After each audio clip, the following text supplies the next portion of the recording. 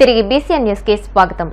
విధుల్లో తీవ్ర నిర్లక్ష్యం, బాధ్యతల నిర్వహణలో వైఫల్యం కారణంగా గోదావరి వెస్టర్న్ డివిజన్ నిడదవోలు కార్యనిర్వాహక ఇంజనీర్గా పనిచేస్తున్న సుబ్రహ్మణ్యేశ్వరరావును జలవనరుల శాఖ సస్పెన్షన్ చేస్తూ ఆదేశాలు జారీ చేసింది. ఈ సందర్భంగా మంత్రి నిమ్మల రామానాయుడు మాట్లాడుతూ రబీ పంట అనంతరం నిడదవోలు రైల్వే ఫ్లైఓవర్ బ్రిడ్జ్ నిర్మాణానికి అనుమతి ఇచ్చినా క్రాస్ బండ్ను కాలపరిమితం దాటినా తక్షణమే తొలగించకపోవడం, కాకపర్రు రెగ్యులేటర్ గేట్ల వద్ద తోటికాడ్ను తొలగించకపోవడంతో ఈఈని సస్పెండ్ చేశామని అన్నారు. ఓఎండ్ఎం నిధులు విడుదల చేసినప్పటికీ తగిన సమయంలో పనులు చేయకపోవడం వల్ల గోదావరి వెస్టర్న్ ప్రధాన కాలువ పరిధిలోని బ్యాంక్ కెనాల్, నిడదవోలు, నర్సాపురంకు సంబంధించిన నియోజకవర్గాల్లో సాగునీటి కొరత ఏర్పడిందని అన్నారు. ఈ పరిణామాన్ని తీవ్రంగా పరిగణలోకి తీసుకుని సదరు ఈఈని తక్షణమే సస్పెండ్ చేస్తూ ఆదేశాలు ఇవ్వడం జరిగిందని అన్నారు. సాగునీటి నిర్వహణ అంశాల్లో అధికారులు ఎటువంటి అలసత్వం, నిర్లక్ష్యం వహించినా కూడా తక్షణం తీవ్రమైన క్రమశిక్షణ చర్యలు ఉంటాయని మంత్రి హెచ్చరించారు. ప్రస్తుత ఖరీఫ్ పంటకి సంబంధించి అటు గోదావరిలో కానీ అదేవిధంగా ఇటు కృష్ణాకు సంబంధించినటువంటి ప్రకాశం బ్యారేజ్ దగ్గర కృష్ణా డెల్టాకు సంబంధించి అటు పట్టిసీమ ఇటు పులిచింతల నుంచి నీటి లభ్యత ఉన్నప్పటికీ కూడా డ్రై స్పెల్ అంటే గత 15 నెల రోజుల నుంచి వర్షపాతం తక్కువగా ఉండడం వల్ల ఆ ఖరీఫ్ సాగంతా కూడా పూర్తిగా కెనాల్ మీద ఆధారపడి ఉండడం. జనరల్గా ఒక 30-40% రైన్స్, ఒక 60-70% కెనాల్ వాటరు ఉంటే మనం సక్రమంగా సాగులోకి వెళ్ళేటువంటి అవకాశం ఉంటుంది. అటువంటి వర్షపాతం తక్కువ ఉన్నటువంటి స్థితిలో ఫుల్ ఫ్లెడ్జ్డ్గా కెనాల్ వాటర్ని ప్రతి ఎకరానికి అందించాలని ఎప్పటికప్పుడు మేము కూడా సంబంధిత జీడిఎస్ గారి అదేవిధంగా కేడిఎస్కి సంబంధించినటువంటి సిఈ, ఎస్సీ, ఈఈ, క్రింద గ్రౌండ్ లెవెల్ ఏఈస్తో సహా ఎప్పటికప్పుడు మానిటరింగ్ చేస్తూ అటు గోదావరి డెల్టా కానీ ఇటు కృష్ణా డెల్టా కానీ సాగునీరు ఇబ్బందుల్ని తొలగించేటువంటి విధంగా గత వారం రోజుల నుంచి కూడా సమిష్టిగా కృషి చేస్తున్నటువంటి సందర్భంలో కొంతమంది ఒకరిద్దరు అధికారులు ఇంకా నిర్లక్ష్యంగా ఉండి ఆ విధుల్లో ఎవరైతే అలసత్వం ప్రదర్శిస్తూ ఉన్నటువంటి పరిస్థితి ఎవరైతే ఉన్నారో, ఎగ్జాంపుల్ ఏదైతే మన గోదావరి వెస్టర్న్ డెల్టాకు సంబంధించి పి సుబ్రహ్మణ్యేశ్వరరావు ఎగ్జిక్యూటివ్ ఇంజనీర్, అతను పర్టికులర్గా ఏదైతే మొన్న నిడదవోలు ఏదైతే రైల్వే ఓవర్ బ్రిడ్జ్ ఏదైతే ఉందో దానికి సంబంధించి మన రబీ పంట అనంతరం ఆ యొక్క బ్రిడ్జ్ నిర్మాణానికి ఆ క్రాస్ బండ్ వేసుకోవడానికి అనుమతులు ఇవ్వడం జరిగింది. కానీ ఖరీఫ్ పంట ప్రారంభానికి అవి తొలగించవలసినటువంటి పరిస్థితి ఉన్నప్పటికీ కూడా మరి నిన్న మా ప్రాజెక్ట్ కమిటీ అదేవిధంగా డిస్ట్రిబ్యూట్ కమిటీ వాళ్ళు తొలగించుకునేంత వరకు కూడా ఆ క్రాస్ బండ్ తొలగించకపోవడం వల్ల, అదేవిధంగా కాకరపురం రెగ్యులేటర్ దగ్గర వీడి కూడా అంటే మనుషులు నడిచేలాగా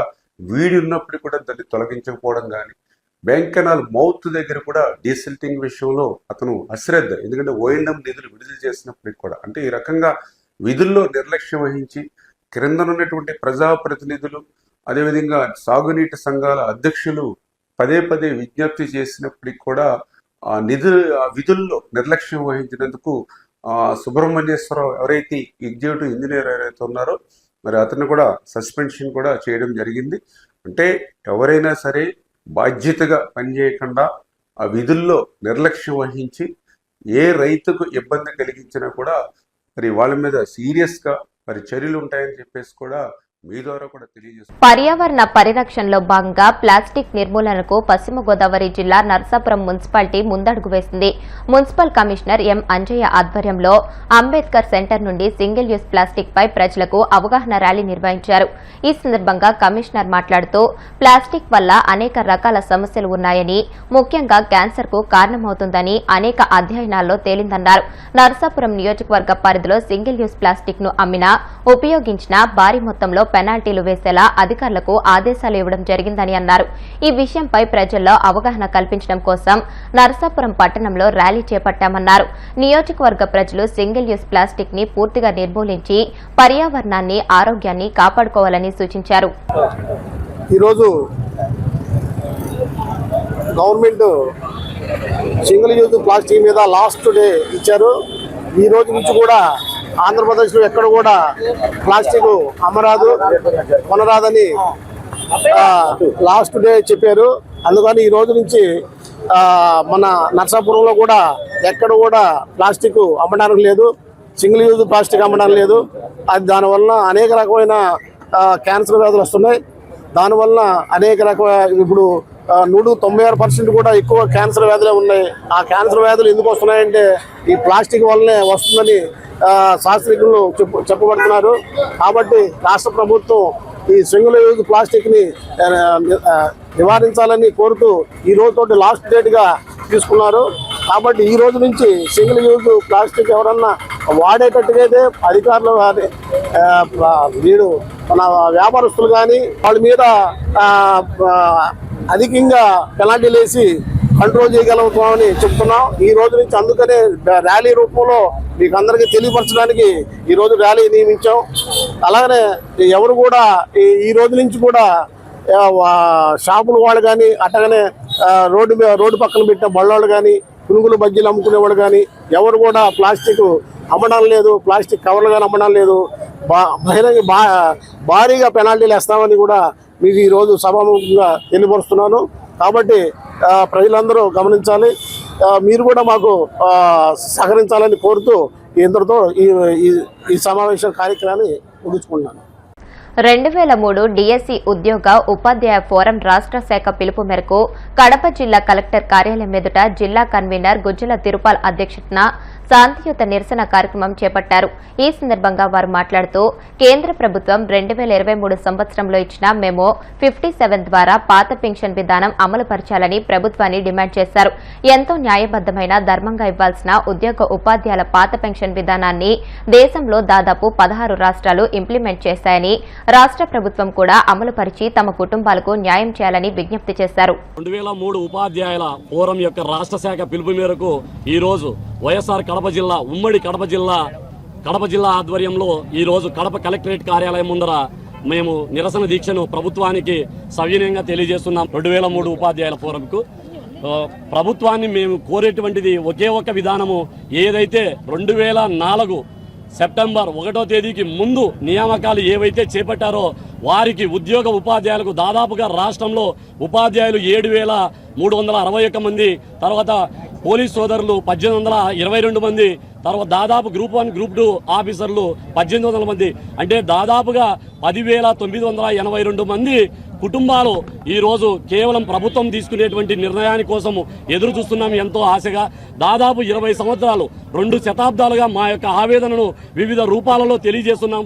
ఈరోజు ఉద్యోగ ఉపాధ్యాయుల పక్షాన ఏదైనా న్యాయమైన డిమాండ్ ఉంది అనంటే అది కేవలం 2003 ఉపాధ్యాయులకు ఉద్యోగులకు పాత పెన్షన్ విధానాన్ని కేంద్ర మెమో ఇచ్చినటువంటి 57 ప్రకారం అమలు చేయాలి. ఈరోజు ఇదే రాష్ట్రంలో గత ప్రభుత్వం 3 ఐఏఎస్లకు అధికారులకు మాత్రమే ఈ ఓపీఎస్ను అమలు చేసి మమ్మల్ని అందరినీ ఉద్యోగ ఉపాధ్యాయులను ఈరోజు పోలీసులు కావచ్చు, ఉపాధ్యాయులు కావచ్చు, మేమందరము రోడ్డు ఎక్కేలాగా చేసింది. కాబట్టి ఇప్పుడున్నటువంటి కూటమి ప్రభుత్వాన్ని మేము సవినయంగా చేతులు జోడించి ప్రార్థిస్తున్నాం. మాకు విద్యాశాఖ మంత్రి గారు, గౌరవ ముఖ్యమంత్రి వర్యులు మరియు ఉప ముఖ్యమంత్రి వర్యులు పవన్ కళ్యాణ్ గారు దయచేసి మా యొక్క బాధను అర్థం చేసుకొని కేంద్రంలో ఉన్నటువంటి ప్రభుత్వ పెద్దలు కూడా దాదాపు కేంద్ర ప్రభుత్వమే దాదాపు 16 రాష్ట్రాలలో ఈరోజు ఇచ్చినటువంటి మెమో ప్రకారం అమలు చేస్తున్నాయి. 17వ తెలంగాణ రాష్ట్రంలో కూడా నిన్న హైకోర్టు తీర్పు అనుకూలంగా మాకు ఇవ్వడం జరిగింది. కాబట్టి మన రాష్ట్రం కూడా దయచేసి పెద్దలు మీరందరూ కూడా మా యొక్క ఆవేదనను అర్థం చేసుకొని మమ్మల్ని ఓపీఎస్లోకి పంపించవలసిందిగా ఎందుకంటే ఆ రోజు ఉన్నటువంటి ఉద్యోగ ఉపాధ్యాయ సంఘాల కోరిక మేరకు ఎవరైతే ప్రభుత్వం అధికారంలో ఉన్నారో వాళ్ళను సీనియారిటీ ప్రకారము మా యొక్క ఆవేదనను సీనియారిటీ ప్రకారం వాళ్ళకు ముందు ప్రమోషన్లు, తర్వాత బదిలీలు నిర్వహించి ఆ తర్వాత నియామకాలు చేపట్టాలి అని అంటే మేమందరము కూడా 2003 నవంబర్ 14వ తేదీన నోటిఫికేషన్ రావడం జరిగింది. ఏప్రిల్ 4వ తేదీన ఎగ్జామ్ రాశాము. జూన్ 11వ తేదీన రిజల్ట్ రావడం జరిగింది. తర్వాత దాదాపు 2005 నవంబర్ 24వ తేదీన రాష్ట్రంలో ఉన్నటువంటి వివిధ జిల్లాలలో నియామకాలు పొందడం జరిగింది. కాబట్టి దయచేసి మీడియా మిత్రులకు, ప్రభుత్వంలో ఉన్నటువంటి అధికారులకు, రాజకీయ నాయకులకు అందరికీ కూడా మేము కోరుకునేది ఒక్కటే, మా 11,000 మంది కుటుంబాలు కూడా ఈ రోజు మీ కూటమి ప్రభుత్వానికి మద్దతుగా మేము గతంలో వచ్చినటువంటి ఐఏఎస్ అధికారులకు ఇచ్చారు, మాకు చేయలేదనేటువంటి ఆవేదనతో మేము మిమ్మల్ని అందరినీ కూడా ఎన్నుకోవడం జరిగింది. మీ ద్వారా అయినా కూడా మాకు పెద్దలు ఇక్కడ ఉన్నటువంటి ఈ జిల్లాలో ఉన్నటువంటి ఎమ్మెల్సీ రాంగోపాల్ రెడ్డి గారు అయితేనేమి, ఇందాక పెద్దలు గౌరవనీయులు ఒంటేరు శ్రీనివాసులు రెడ్డి గారు కూడా మంత్రివర్యుల యొక్క మిత్రులు, ఆయన కూడా 57 రోజుల్లో అమలు చేసేటువంటి బాధ్యతను మేము తీసుకుంటామని చెప్పడం జరిగింది. మీ అందరికీ కూడా ప్రత్యేకంగా ధన్యవాదాలు తెలియజేస్తూ, ఉత్తరాంధ్రలో ప్రముఖ పుణ్యక్షేత్రంగా విరాజిల్లుతున్న సింహాచలం శ్రీ వరాహ లక్ష్మీ నరసింహ స్వామివారి నిత్య కళ్యాణం అంగరంగ వైభవంగా జరిగింది. ఆర్జిత సేవల్లో భాగంగా అర్చక స్వాములు ఉత్సవమూర్తి గోవిందరాజస్వామిని ఉభయ దేవేరులతో మండపంలో అధిష్టింపజేశారు.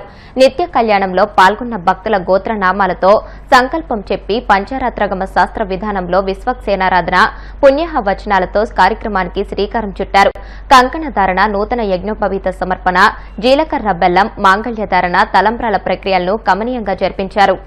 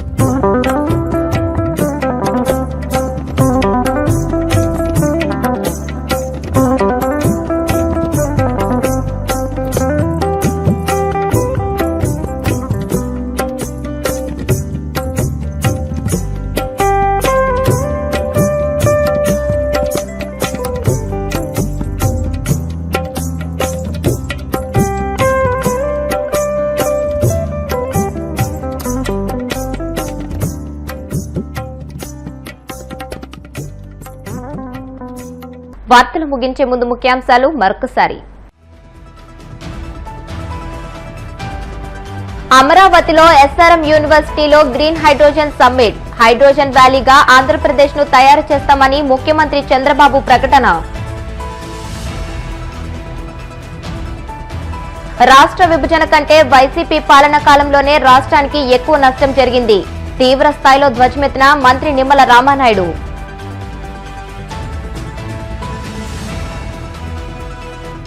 కూటమి ప్రభుత్వం రైతుల పాలిట శాపంగా మారిందన్న మాజీ మంత్రి కారుమూరి. ఆత్మహత్య చేసుకున్న రైతులను తక్షణమే ఆదుకోవాలని డిమాండ్.